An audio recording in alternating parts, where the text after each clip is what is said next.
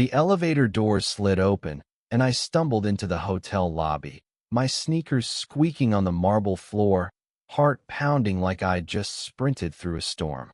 I was late, catastrophically late, for the biggest job interview of my life, and the rain-soaked streets of Seattle had done me no favors.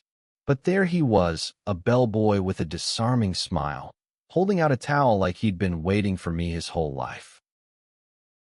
His name tag read Eli, and he couldn't have been older than 30, with warm brown skin, short dreadlocks, and eyes that sparkled like he knew a secret the rest of the world hadn't caught up to. "Rough morning?" he asked, his voice smooth, teasing but kind. I grabbed the towel, muttering a thanks, too frazzled to notice how his gaze lingered, or how his fingers brushed mine just a moment too long. I'm Marcus, 28, a graphic designer who'd spent the last 5 years scraping by in a cramped Tacoma apartment, dreaming of a break. This interview at Zenith Creative, a top-tier ad agency, was my shot. I'd spent weeks perfecting my portfolio, agonizing over every pixel, and now here I was, looking like a drowned rat in a lobby that screamed money, chandeliers dripping with crystal, walls lined with abstract art, the kind of place I'd never belong. Eli, though, didn't seem to care. He leaned against the bellhop cart, all easy confidence, and said, "You've got this. Just breathe." Something about his voice made me believe him. The interview went better than I dared hope. The creative director, a sharp woman named Carla, seemed impressed, flipping through my designs with a nod. "We'll be in touch, Marcus," she said, and I floated out of that glass-walled office, daring to imagine a future where I wasn't drowning in student loans. Back in the lobby, Eli was still there, pushing a cart of luggage but watching me with that same knowing smile. "Told you," he said, winking. I laughed, feeling lighter than I had in months, and before I could overthink it, I blurted, "You free for coffee sometime?" My treat, for the towel. His grin widened, and he nodded. "Tomorrow, 7. There's a place around the corner, Blue Wave Coffee." That night, I couldn't sleep, replaying the day, Carla's nod, Eli's smile.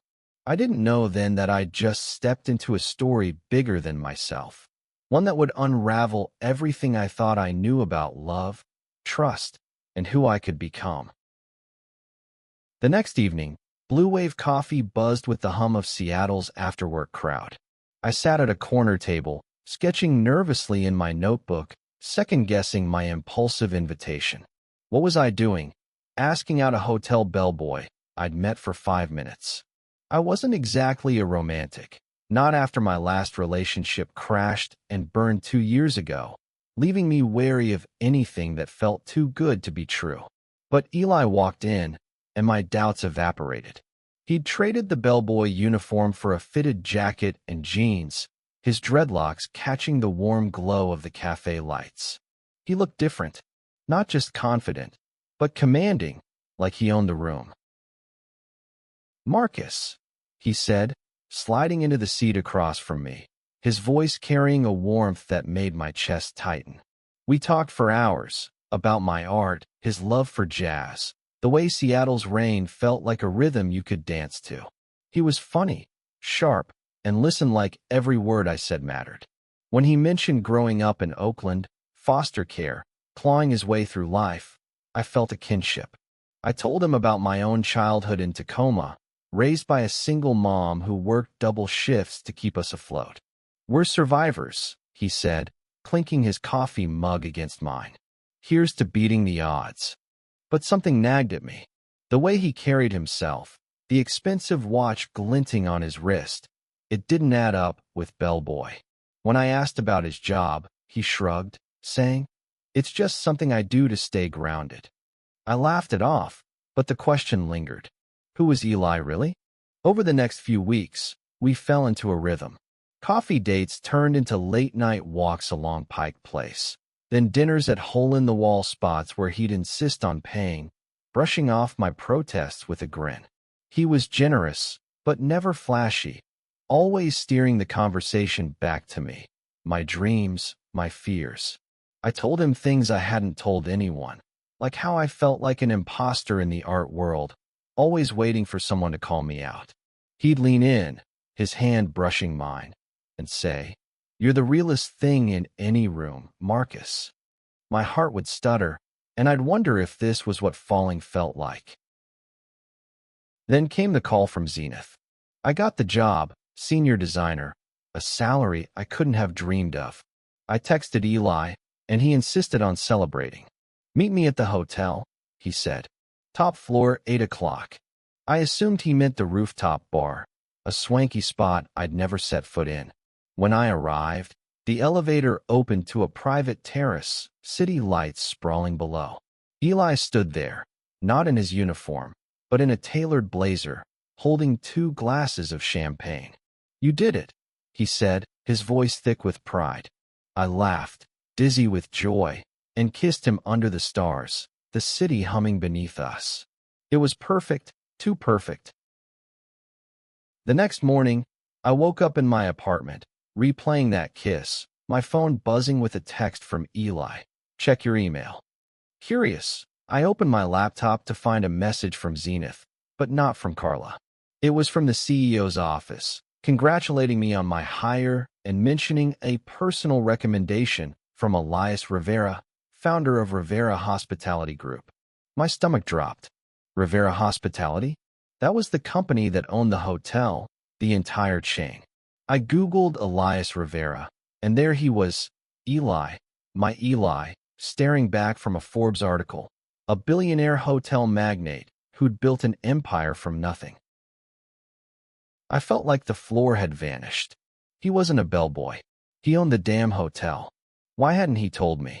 My phone rang, Eli, but I let it go to voicemail, my mind spiraling. Was this all a game to him?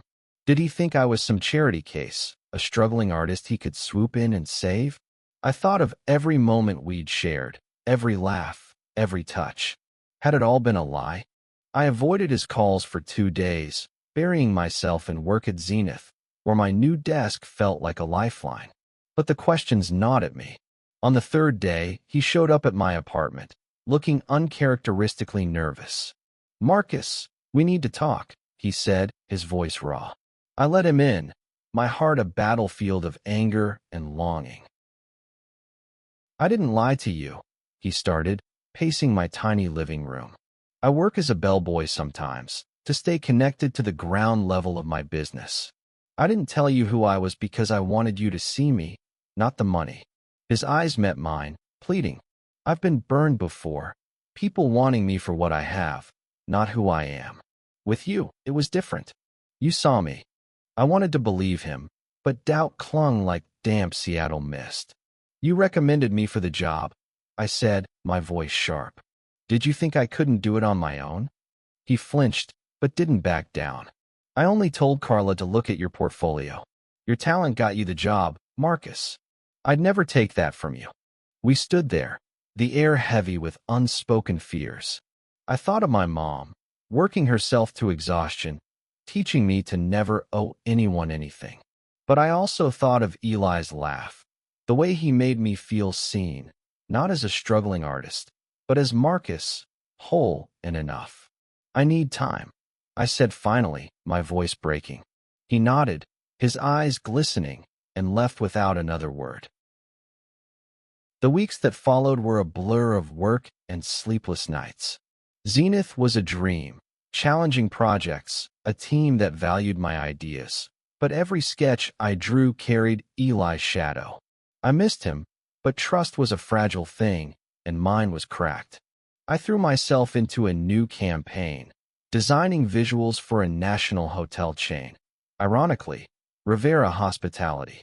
Every time I saw their logo, my chest ached. One evening, Carla called me into her office. "You've been doing great work, Marcus," she said. "But I heard you've been dodging the Rivera account. Something I should know." I hesitated, then told her everything. Eli, the hotel, the betrayal I couldn't shake. She listened, her expression softening. "Elias called me himself about you," she said. "Not to push your hire, but to make sure I saw your potential. He believes in you, Marcus. Maybe you should hear him out. That night, I found myself at the hotel, standing in the lobby where it all began. Eli was there, not in a blazer or uniform, but in a simple hoodie, looking like the man I'd fallen for. "I'm sorry," he said before I could speak. "I should have told you sooner. I was scared of losing you." He stepped closer, his voice low. "I don't want the hotels, the money, any of it, if it means losing you. I love you, Marcus." The words hit like a tidal wave. I thought of my own fears, being used, being not enough, and realized he'd been fighting the same battle. "I love you too," I whispered, the truth spilling out before I could stop it. We kissed, not on a glamorous rooftop, but in the quiet lobby, the world fading away. We rebuilt from there, step by step.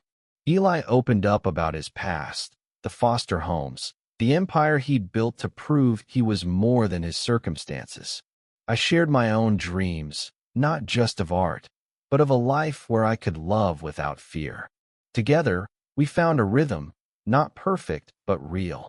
He supported my career, not with strings, but with quiet pride.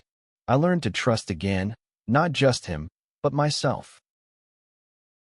Months later, we stood on that same rooftop, the city glittering below. He took my hand, his thumb tracing circles on my skin. "You're my home, Marcus," he said.